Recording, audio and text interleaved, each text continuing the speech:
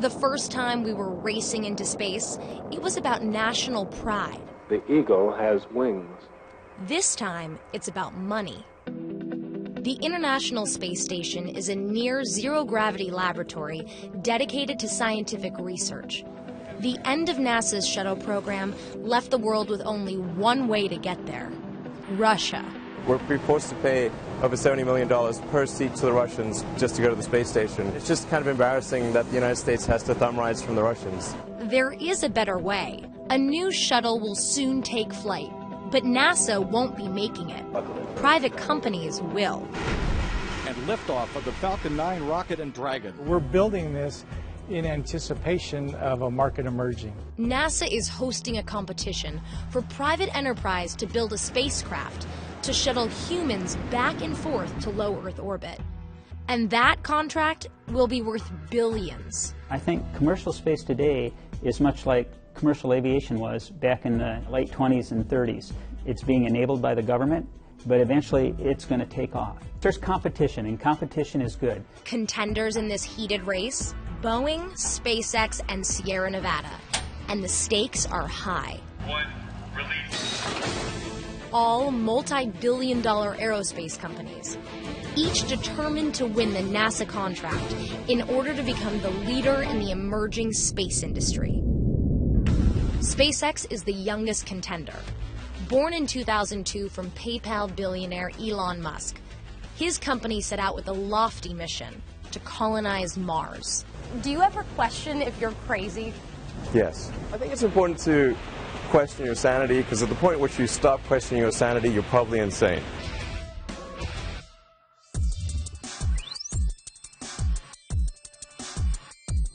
SpaceX's Dragon is a capsule design meant to hold both crew and cargo and can stay in orbit for up to 2 years. How much cheaper is it going to be to send an astronaut to the International Space Station using Dragon? Dragon can take up to 7 people, and if NASA uses the full complement of crew and orders 4 per year, we can do it for $20 million a person. It's a lot cheaper than $72 million a person. Yeah. The SpaceX Dragon capsule is launched into space by the company's own rocket called Falcon 9. Dragon is the first commercial spacecraft in history to deliver cargo to the International Space Station and safely return to Earth, a mission previously achieved by only 3 nations. And this is the first Dragon spacecraft. You can see the heat shield and the scorch marks. So this came in like a flaming meteor. And how did it feel when that came back in one piece? It felt great. It was like, wow, I can't believe it worked. We're kind of like a Silicon Valley technology company that's doing space. What qualifies you to put human beings in outer space? Every launch of the Falcon 9 rockets, which is the rocket that would carry astronauts, has succeeded. So it's got a 100% success rate, which is, I mean, the best success rate of any rocket ever. Boeing is known for airplanes, but they actually have a long history in space. Since NASA's beginning, Boeing has been a contractor on every manned space program, including building the parts for the International Space Station. Boeing has been in human spaceflight from day one, and so it's just part of our core. We see this as just the next huge opportunity for Boeing and for NASA. How big do you expect the market to be? The development price itself is such a huge barrier. Just a very different business model than Boeing's used to. Our huge development programs are typically centered around commercial airplanes, military aircraft, where there is a lot of orders. And right now the foundation of the business is 2 flights a year.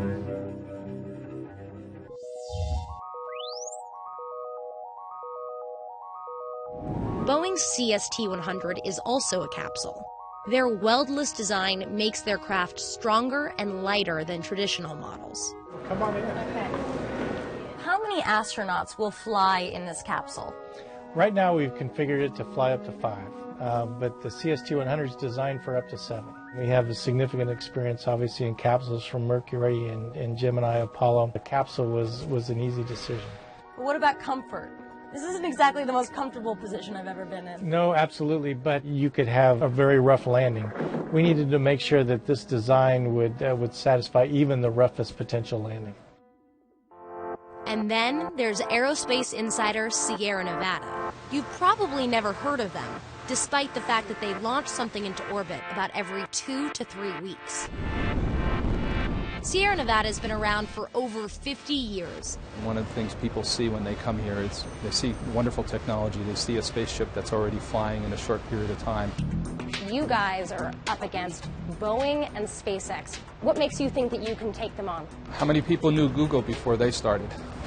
We think Dream Chaser is the best transportation system for what we do in space. It's almost like we're building the iPad and other people are building the apps in the future from that iPad.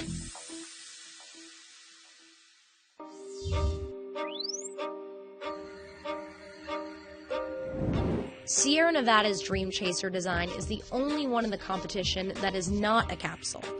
It's a lifting body. Your model is the only one that actually looks like the shuttle. But what's interesting about this is actually the volume inside is as much usable volume as the space shuttle had. We could put 7 people. It would be a comfortable fit, and they could stay in space for several days if they need to with enough supplies. Really like a space SUV. Yes. So far, there hasn't been a capsule that's taken humans that's gone up to space. So one might have to build 20 to 30 or 40 capsules to do the same thing that we can do with one space vehicle. When you look at the economics of that, that's a really important thing. All right, let's jump in the simulator then. Okay.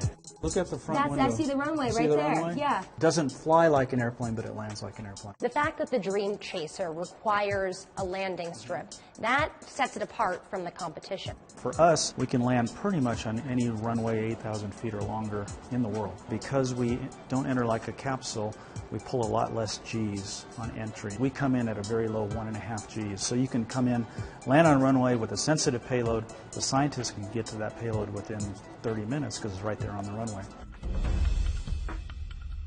Every spacecraft ever flown by NASA has been built by a commercial company. And increasingly, the government has transferred the financial and physical risk of the business to private enterprise. Is there something at risk with these big businesses entering into the space industry? The organization, NASA, that had done this for many, many years is not doing it. So we are sort of sticking our necks out a little bit. We're taking a group of people, corporations, that really hadn't been at the development level, and we're sort of thrusting them there and saying, you go produce, make a safe system for me, and come back and let me know when you're done. But the benefit is that we get back and forth much simpler.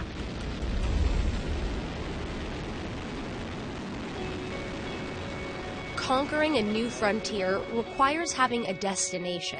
For NASA, that place is the International Space Station.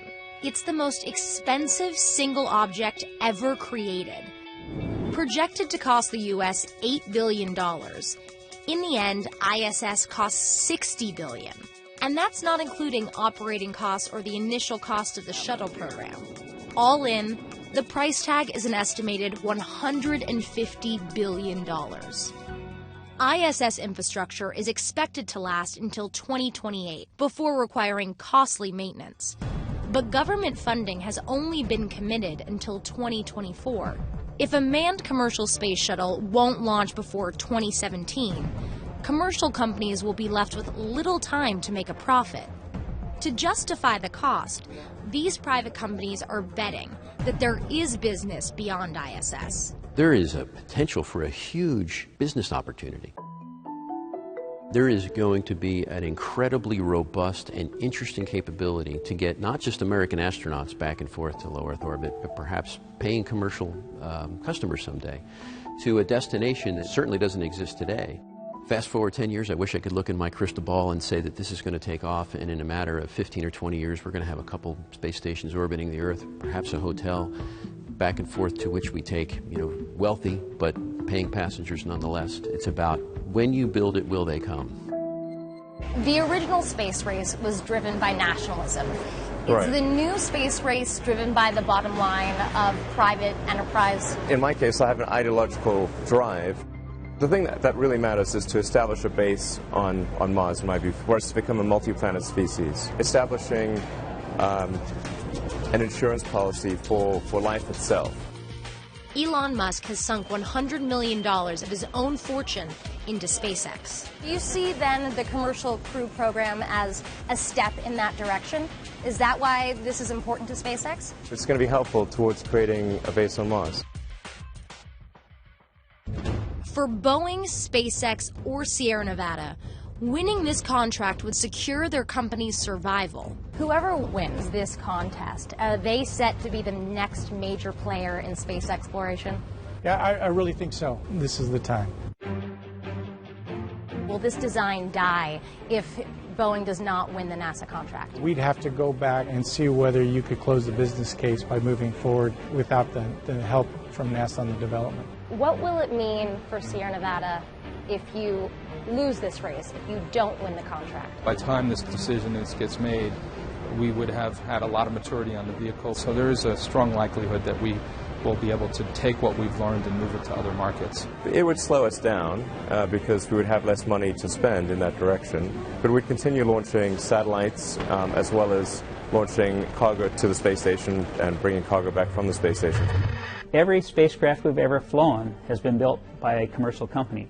This is just another way of procuring that spacecraft. I'm convinced that we will have a reliable, safe spacecraft when the time comes to sign that contract. The more we test ourselves and the more we push exploration, the smarter and the better we're going to be. It's in our DNA to explore. That's what draws us to space. We need to continue to go beyond what we currently know.